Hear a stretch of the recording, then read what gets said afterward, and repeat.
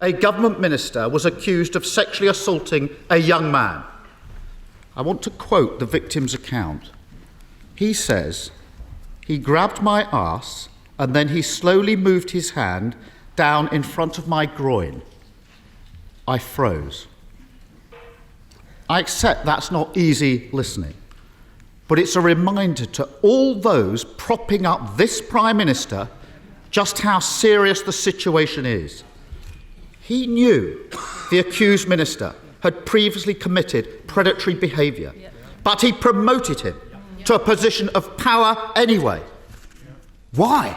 Prime Minister. Mr. Speaker, that individual, the member for Tamworth, no longer has the Conservative whip. He no longer has a job. He is no longer, as soon as I was made aware of the allegation that he has just read out, Mr. Speaker, and the complaint that was made, he lost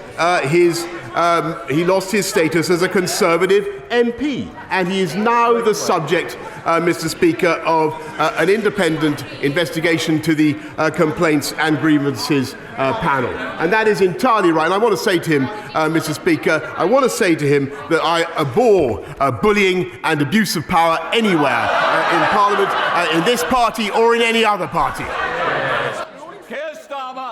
Pincher by name, pincher by nature.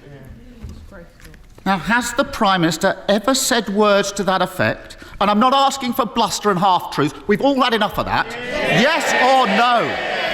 Prime Minister. Mr. Speaker, I'm not going to trivialise what happened. Yes, Mr. Speaker. Yes, Mr. Speaker. I'm not, because the very serious complaints have been raised against the member for Tamworth, and they're now being investigated, Mr. Speaker. It is true that a complaint was raised when he was in the Foreign Office, and the matter was resolved. It's absolutely true. It's absolutely true, Mr. Speaker, that it was raised with me. I greatly regret that he continued in office. And anyone quitting now, after defending all that, hasn't got a shred of integrity. Mr. Speaker, isn't this the first recorded case of the sinking ships fleeing the rat?